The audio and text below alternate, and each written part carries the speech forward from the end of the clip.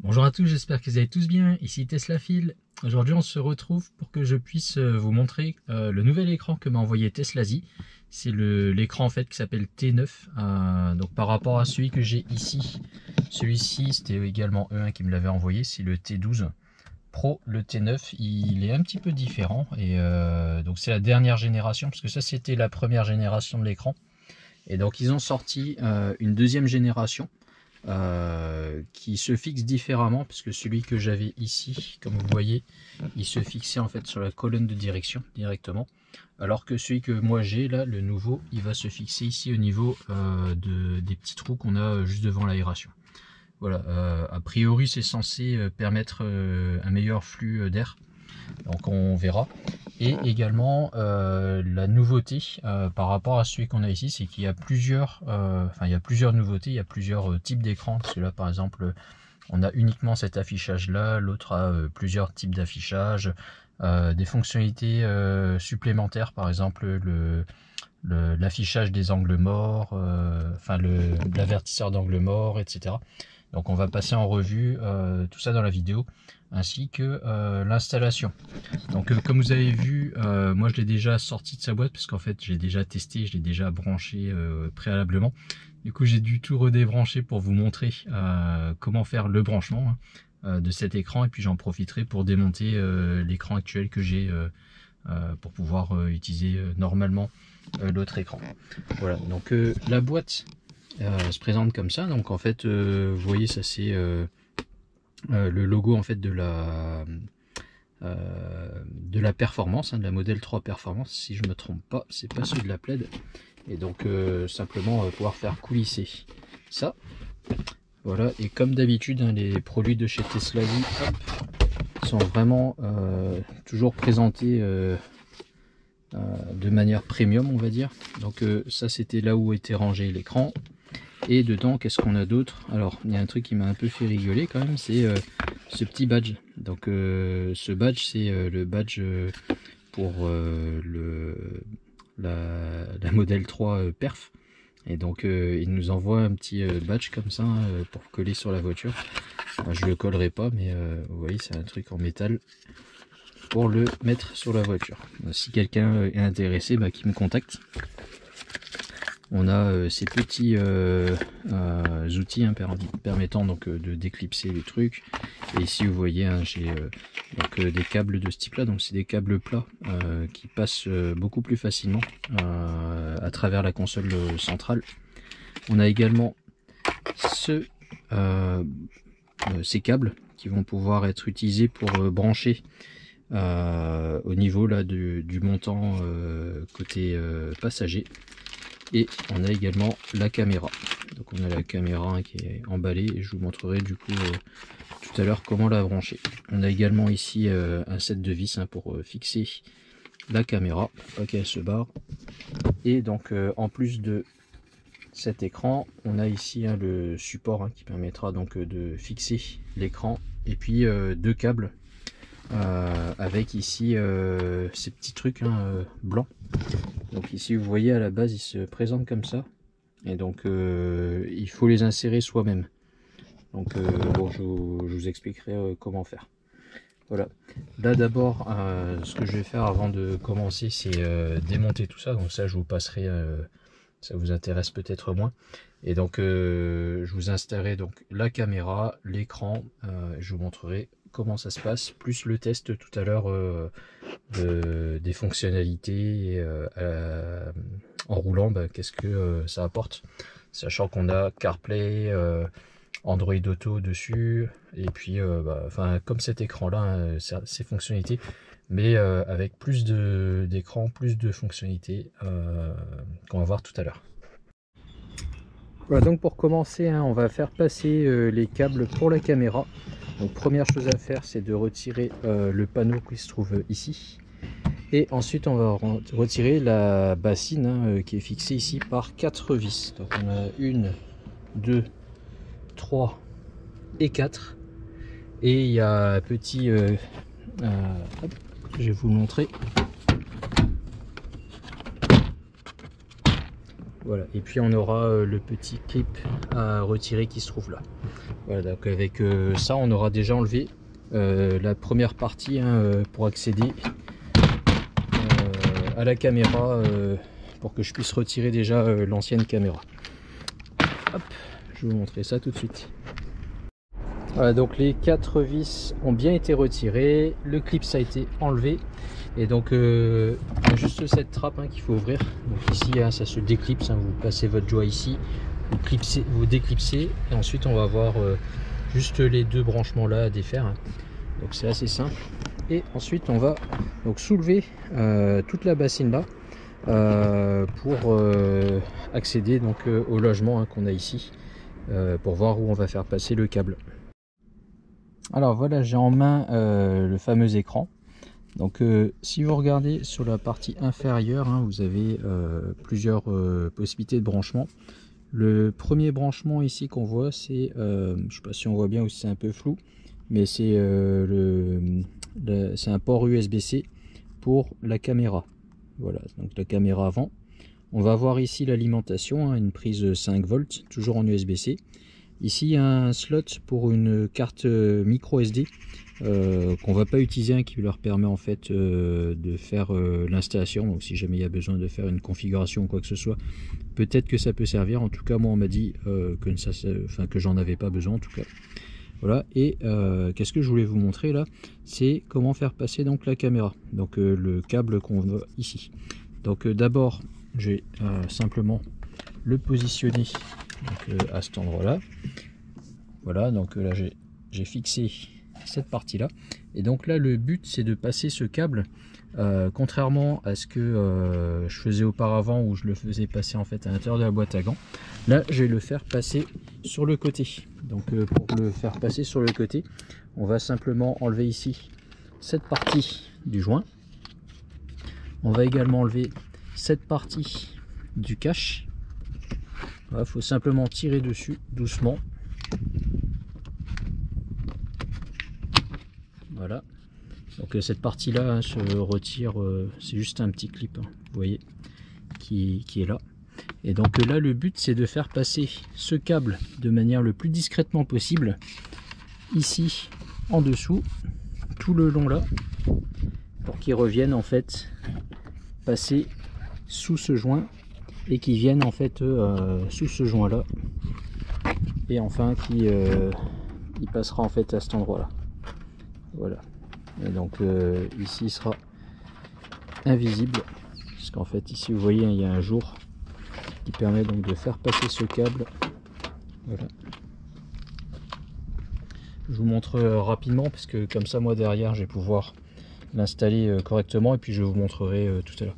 Donc là le but c'est qu'on ait ce câble là qui est plat, donc on en a deux, un de ce type là, et qu'on va faire passer ici tout le long jusqu'à l'avant, où on aura donc le branchement de la caméra qui se fera. Donc la caméra je l'avais laissée ici, vous voyez elle est là, et donc ici on aura un petit branchement à faire pour la caméra tout simplement.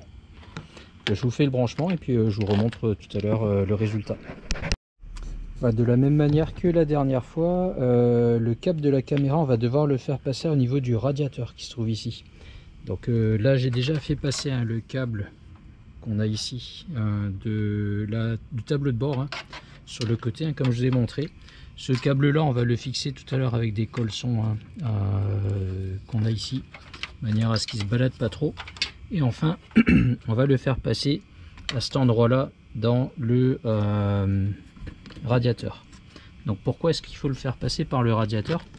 Parce que ici on a donc la prise d'air qui se trouve en bas.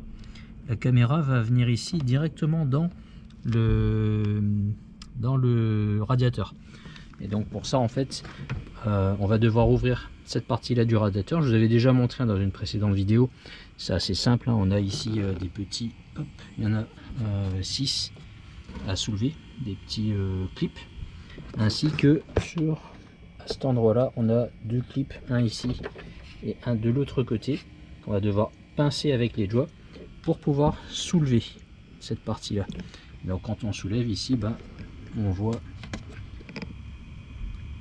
la prise d'air tout au fond. On voit aussi des débris, etc. Donc on en profite pour faire un petit coup de propre. C'est très fragile ces petits ce radiateur. Donc venez même pas appuyer dessus parce que ça va l'abîmer. Voilà, donc faites attention quand vous manipulez à l'intérieur de ne pas venir vous appuyer sur les ailettes parce que ça va les abîmer. Voilà, donc on va faire la fixation là de la caméra et je vous expliquerai tout à l'heure comment j'ai fait en détail, je vous filmerai ça. Et voilà, le branchement de la caméra est terminé, donc je vais vous expliquer. On a la caméra qui est ici, qui est fixée de part et d'autre par des vis, enfin il y a 2 vis, et à l'arrière on a donc le câble qui passe à travers cette aération. Donc c'est une aération qui est active, pour ceux qui ne savent pas, on le voit ici, My Active Grill Shutter. Donc en fait ça permet d'ouvrir et fermer et optimiser l'aérodynamique de la voiture. Et comme je vous expliquais, en fait le câble je l'ai fait passer là sur le côté. Donc ici vous avez les clips à pincer et je l'ai fait passer en fait juste en dessous, comme ça il vient pas trop gêner. Donc on a un petit aperçu, je sais pas si on voit bien, on a le câble là qui passe tout le long. Je vais le tendre un petit peu parce que là je veux juste vous expliquer comment le faire passer. Et donc une fois qu'il sera bien fixé, il faudra remettre en place bien sûr le cache du radiateur pour pas le laisser ouvert comme ça. Et enfin donc on a le câble ici qui passe vers l'avant. Donc dans la boîte on a une rallonge qui est livrée avec, et c'est à vous de faire le branchement du petit truc blanc là, je sais pas comment ça s'appelle. Donc quand vous le mettez, faites attention parce que les câbles soient de la même couleur. Donc vous voyez en fait on a un câble rose et il doit être en face de l'autre câble rose pour la rallonge. Si vous vous trompez, du coup vous allez avoir une inversion du câble, et donc forcément ça ne marchera pas. Voilà, et donc tout à l'heure je vais venir fixer, comme j'ai expliqué tout à l'heure, tout le long avec des colsons, de manière à ce que voilà, ça se balade pas. Et on va refixer donc la bassine et ce truc là. Voilà, donc je vous réexplique pas, si vous suivez ma chaîne, vous avez l'habitude de voir comment faut faire, et si vous suivez pas encore la chaîne, n'hésitez pas à vous abonner. Maintenant que le frunk est terminé, le raccordement de la caméra est fini, on va pouvoir passer au branchement ici de l'alimentation. Donc comment ça se passe pour l'alimentation? Ce que j'ai fait moi, c'est j'ai démonté d'abord ce panneau. Donc ce panneau il est fixé par une vis qui se trouve ici, et également un petit clip donc qu'on a ici et qui se trouve de l'autre côté. Ensuite il faut simplement tirer dessus. Vous voyez c'est fixé par quelques clips à cet endroit là, donc vous pouvez glisser soit vos doigts, soit le petit outil orange que j'utilise pour démonter les panneaux, et on va pouvoir accéder en fait donc à cette partie là. Et également je retire, donc comme d'habitude si vous suivez mes vidéos, vous savez que en tirant ici ce joint, on va pouvoir accéder à cette partie là. Donc on a un petit clip à enlever ici, donc on a ce petit truc qui se trouve là, voilà. Donc on tire simplement dessus et ensuite on arrive donc à accéder à cette partie. Donc cette partie, qu'est-ce qu'on a? On a ici, vous voyez, une prise. Donc ce qui est important, c'est que moi je suis en AMD Ryzen. Donc le processeur AMD Ryzen a un branchement qui est différent du Intel Atom, et donc selon le type de voiture, le branchement sera différent. Voilà, donc quand vous commandez, faites bien attention à avoir la bonne version. Donc à la base, ce que moi j'ai ici là, il vient brancher de cette manière là. Donc pour le défaire, en fait ici vous avez un petit détrompeur qui permet d'appuyer là et de tirer dessus. Et vous voyez également ici on a une prise bleue qui est vide à la base. Donc nous on va exploiter cette prise pour transmettre les données de la voiture à l'écran. Donc pour ça, comment est-ce qu'on va faire? On va récupérer donc notre câble que je vous avais montré au début. Voilà, on a la prise bleue qui va venir se brancher, donc là c'est la prise mâle et on a une prise femelle hein, qui ne servira pas parce qu'elle ne sert pas déjà de toute manière ici. Donc on va avoir ça qui va se brancher, et également les deux prises ici que vous voyez blanches vont venir donc se brancher en série par rapport aux deux qu'on avait ici. Donc pareil, on a une mâle, une femelle, et donc simplement hein, je vais le faire ici avec une seule main. Vous voyez, je vais le brancher là comme ça. Vous pouvez pas vous tromper parce que ils sont conçus de manière à ne pas pouvoir être branchés à l'envers. Donc si j'arrive à le faire peut-être avec ma main droite, j'arriverai mieux.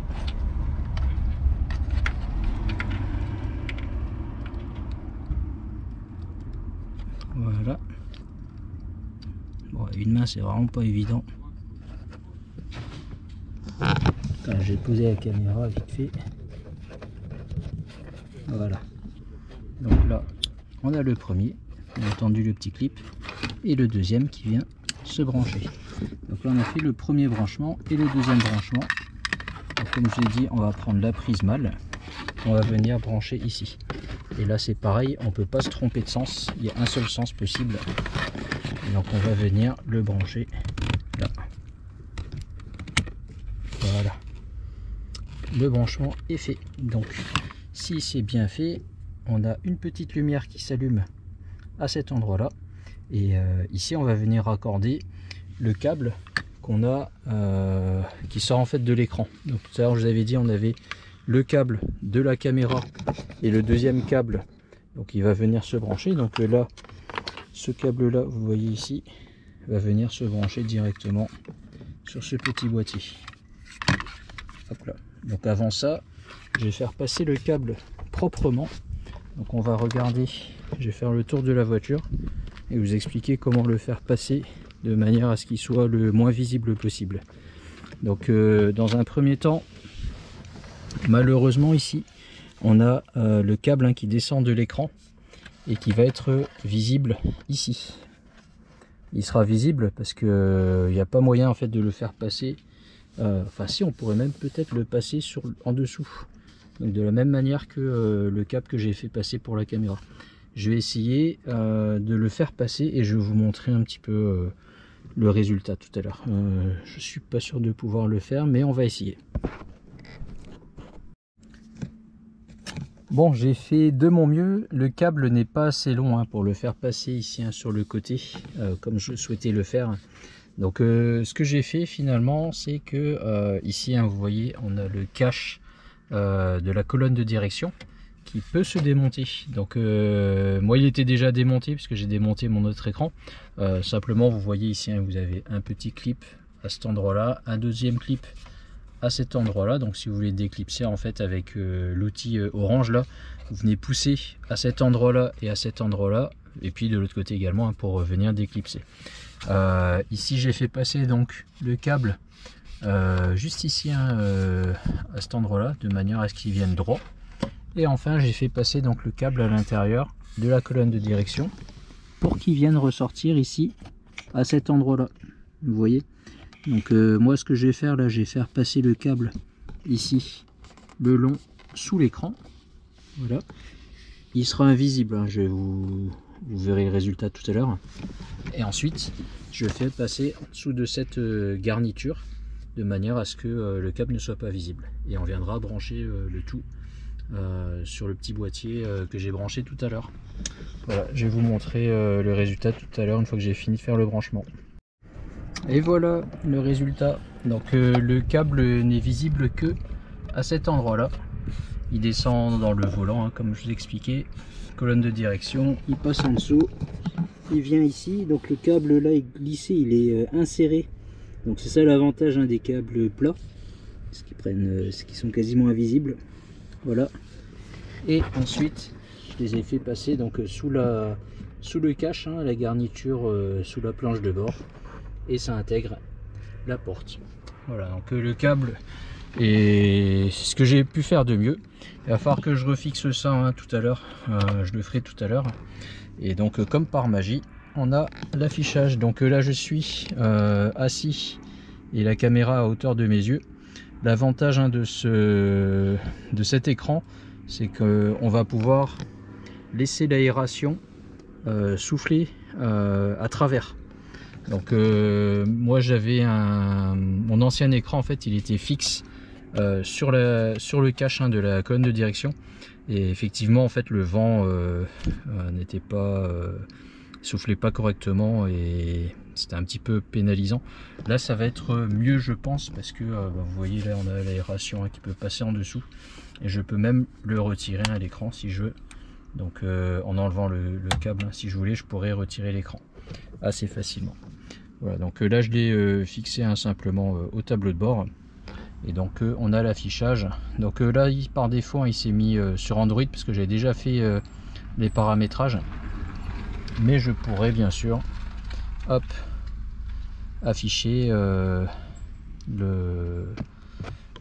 l'écran en fait habituel. Alors première chose que je voulais vous montrer d'abord, c'était les divers écrans qui sont possibles.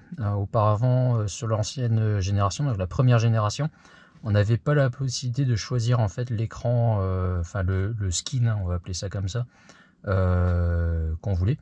Et donc là en fait par une simple un mouvement en fait de la molette, donc faut faire comme si vous changez plusieurs vitesses d'un coup.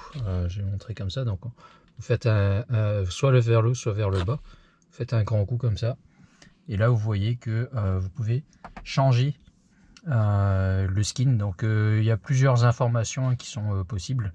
Vous voyez que ici je vais pouvoir choisir sur la droite Android Auto, CarLife, même je sais pas trop ce que c'est, CarPlay pour Apple. On peut rentrer dans les menus, et on a la pression des pneus. Donc là elle est à 0, parce que forcément c'est la même chose qui est affichée sur l'écran. Ici on va avoir 0 également, et parce que j'ai pas roulé avec simplement.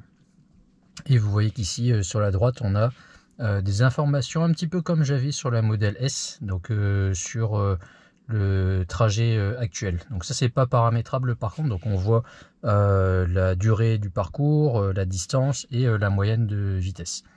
Voilà. Sinon en commun sur tous les écrans, on a l'autonomie restante, on a sur quel rapport on est engagé, et on a l'odomètre ainsi que l'heure qui est affichée. Voilà, et grosso modo en fait on reprend en fait les informations qu'il y a sur l'écran principal. Voilà. On a également donc cet écran là. Donc ici on voit également la jauge, enfin la jauge, oui on peut appeler ça comme ça. Donc la jauge qui permet donc de voir si on récupère de l'énergie ou si on en utilise. Donc elle est affichée plus ou moins grosse ici. Et pareil on a toujours la possibilité de choisir. Si je fais le passage sur le prochain skin, on a un skin un petit peu comme ça, on va dire avec encore plus d'informations, plus grosse. Moi je l'aime pas trop, mais bon c'est chacun fera son choix.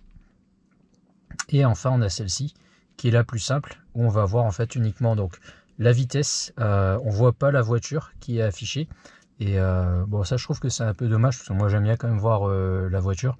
Parce qu'en fait quand on a une voiture qui se positionne à côté de moi, contrairement en fait à l'écran de la Tesla où il va falloir mettre le clignotant, là en fait on n'aura pas besoin de mettre le clignotant, on aura ici une lumière orange qui va apparaître de part et d'autre. Donc en fait on a un avertisseur de présence à droite et à gauche, et si jamais je mets le clignotant, il va apparaître en rouge au lieu d'être en orange, pour m'avertir qu'il y a un danger, parce que j'ai une voiture qui est dans mon angle mort. Voilà, donc ça c'est une info qui est plutôt pas mal, parce que c'est pas présent chez Tesla d'office, enfin sur la voiture d'origine, alors que avec cet écran on voit s'il y a une présence à droite ou à gauche. Par contre, on a par exemple là, si j'ouvre la porte, on voit ici une animation qui dit que la porte est ouverte. Donc ça pour toutes les portes de la voiture. Donc on a quand même ces informations là. Mais moi celle que je préfère c'est celle-ci. Voilà, on va rentrer un petit peu dans les réglages. Donc ici, soit on appuie sur le bouton 7 avec la molette, soit c'est tactile et on peut faire ça. Voilà. Et pour rentrer, soit j'appuie sur l'écran, soit ici je fais un petit clic sur la droite, comme ça, hop, Et donc là je rentre dans le menu. Donc le menu il se constitue de 4 parties. Donc on a le display donc pour l'écran, on a les contrôles, on a le système et on a les mises à jour. Donc pour l'écran d'abord on a ici la possibilité de régler donc le volume du son. Donc moi je l'ai mis au maximum et là on pourrait le couper complètement. Bref. Ici on a la luminosité, donc ça c'est une nouveauté qu'on n'avait pas sur l'écran précédent, sur la première génération. On a l'éclairage, enfin la luminosité automatique. Donc quand le soir tombe, ben, l'écran est plus sombre, hein, comme sur la Tesla en fait. Et sinon ben, vous pouvez aussi l'avoir manuellement. Donc ça c'est le mode sombre ou le mode jour qui se met en automatique. Je préfère faire ça moi. Là, on a la possibilité de choisir la couleur de la voiture. On a ici comment on appelle ça, l'arc-en-ciel, hein, pour la route. Moi, je l'ai mis en off parce que je trouve que ça fait trop d'informations sur l'écran. Ça, c'est la caméra. Donc moi, je l'ai allumé. Donc forcément, j'ai la caméra, donc autant s'en servir, hein. On a ici le format de l'heure, hein, 12h, 24h. Et ici, on a les unités, donc en général ou en américain. Voilà. Ensuite on a ici donc dans les contrôles on a l'affichage de la pression des pneus en bar ou en PSI. On a ici la possibilité donc de faire sortir le son par Bluetooth sur les enceintes de la voiture ou alors ici sur la petite enceinte, hein, de la caméra. Moi je l'ai mis en Bluetooth, donc moi à chaque fois que je monte dans la voiture j'ai la musique de mon téléphone qui se lance et j'ai aucune action à faire. Je n'ai pas besoin d'allumer ou de partager une connexion, quoi que ce soit. En fait le téléphone s'appaire automatiquement avec cet écran et donc ça fait vraiment il suffit de monter dans la voiture, d'allumer, de mettre le contact, hein, pour démarrer la voiture et le son se lance automatiquement. Ça, je ne sais plus ce que c'est, manuel ou auto, je me rappelle plus, je suis désolé. Ça, c'est l'affichage en fait pour avoir comment on appelle ça, l'autopilote. Voilà, là on dit si on va avoir le volant à droite ou à gauche. Ici c'est l'unité des températures. Ça on a l'affichage en fait quand on va comment dire, faire le radar de recul, enfin les radars. Et ici on a la possibilité donc de choisir d'afficher la caméra soit en manuel soit en automatique. C'est-à-dire que si vous êtes en automatique, à chaque fois que vous allez passer la marche avant en dessous de 10 km/h, la caméra se mettra en marche. Voilà, sinon en manuel, ben, va falloir faire l'action manuellement. Ensuite ici on a le système, donc on peut choisir la langue. Donc dedans il y a français, hein, bien sûr. Moi comme d'habitude je laisse en anglais parce que j'ai l'habitude de faire en anglais. Mais il y a vraiment beaucoup de langues dedans, même du coréen, du japonais. Ça c'est les skins, hein, dont je parlais tout à l'heure. Donc on peut le choisir aussi ici, il y en a 5 différents. Mais avec la molette aussi, hein, vous pouvez les choisir. Là c'est l'avertissement de vitesse. Donc moi quand je dépasse 130 km/h, j'ai une petite alerte et l'écran passe, enfin l'affichage passe en rouge. Donc pour me dire que je dépasse la vitesse. Vous pouvez mettre jusqu'à 160 km/h, hein, si vous souhaitez. Et ici vous avez le fuseau horaire. Et enfin on a la mise à jour. Donc pour faire une mise à jour c'est très simple, hein. Il suffit d'abord de se connecter en Wi-Fi. Donc vous faites un appairage avec le téléphone en partage de connexion ou alors depuis chez vous. Et ici vous allez mettre à jour selon que vous avez une modèle 3, une modèle 3 Highland ou une modèle Y. Et puis vous pouvez aussi faire la mise à jour du MCU. Voilà, donc là on a le menu réglage qu'on a balayé de fond en comble. Et ensuite on a donc cet écran là où on va voir des informations. Par exemple si je mets la marche avant, voilà, vous voyez que là j'ai la caméra qui se lance, hein. Je vous ai expliqué tout à l'heure qu'au-delà de 10 km/h elle se lance. Donc là si je passe en marche arrière, on voit vraiment, et vous voyez que en bas on voit ici c'est la lame que j'ai installée, mais on voit en fait le bas du pare-choc. Donc ça permet aussi d'un petit peu jauger et savoir en fait où on se positionne. Donc, Voilà, donc là on va dépasser les 10 km/h. Et donc aussitôt qu'on dépasse les 10 km/h, la caméra va switcher. Voilà. Et donc ici, ce qu'on voit, hein, c'est de part et d'autre, on voit la route. Et donc s'il y a une voiture qui se positionne à droite ou à gauche, quand je serai par exemple sur une voie rapide, on va voir les avertisseurs, hein, sur la droite et la gauche. Voilà. On a bien sûr les clignotants. Donc ces clignotants fonctionnent, hein, de part et d'autre. Avec les mises à jour, il n'y a pas de souci d'affichage d'odomètre ou quoi que ce soit qu'on avait pu avoir sur la version 1 et qui ont été corrigées entre temps. Voilà, on a toutes les informations qu'il faut. Dessus, là, je vais pouvoir passer facilement sur Android Auto par exemple. Et Android Auto, vous allez voir que là j'ai... Donc pour ceux qui ont l'habitude d'utiliser Android Auto, il n'y a aucun problème, hein. C'est fluide, ça marche comme sur un téléphone. Honnêtement, il n'y a rien de particulier. Et dessus, vous voyez que j'ai une application qui gère la musique, qui est installée aussi dessus, donc ça s'appelle Musical.ly. Vous pouvez utiliser n'importe lequel, hein. Ça peut être Spotify, ça peut être Apple Music, etc. Et l'avantage avec ça, du coup, c'est que vous n'avez pas besoin d'acheter un premium. La connexion premium, hein, qui va être coupée, parce que là il n'y a plus de partage de connexion à faire, d'une, et de deux, l'écran va se connecter automatiquement. Voilà, dessus, comme pour un Android Auto classique, on a ici la possibilité d'utiliser donc Waze, mais si je voulais, je pourrais utiliser Maps. J'ai les messages de WhatsApp qui arrivent dessus, etc. Donc je vais pas rentrer trop dans le détail parce que du coup il n'y a pas grand chose à rajouter par rapport à ça. On a également donc ici la possibilité de quitter pour retourner sur cet écran là.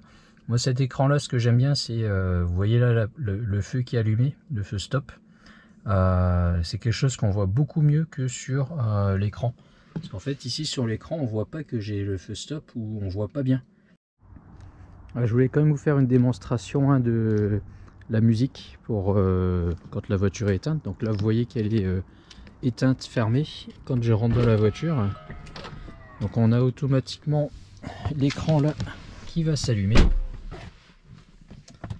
Voilà, donc là il se met par défaut, hein, sur cet écran là, et à partir du moment où il va se connecter sur Android Auto, on a la chanson qui se lance de manière automatique, et Android Auto également.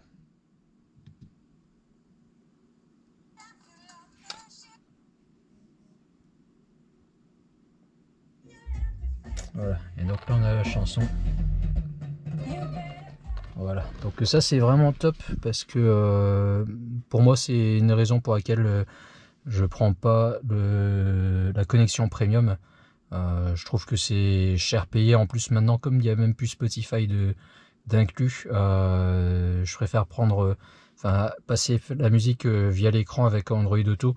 Avec cet écran là, en fait, on a plein de fonctionnalités différentes en une. Donc on a la vidéo sur la caméra au niveau du pare-choc, on a Waze, on a la musique, etc. Donc c'est vraiment beaucoup plus simple pour moi de gérer. Et puis après, bon, on a un écran supplémentaire qui gêne pas la ventilation, parce qu'en fait le vent ici arrive ici et vient pas réellement en fait taper sur l'écran, mais passe en dessous.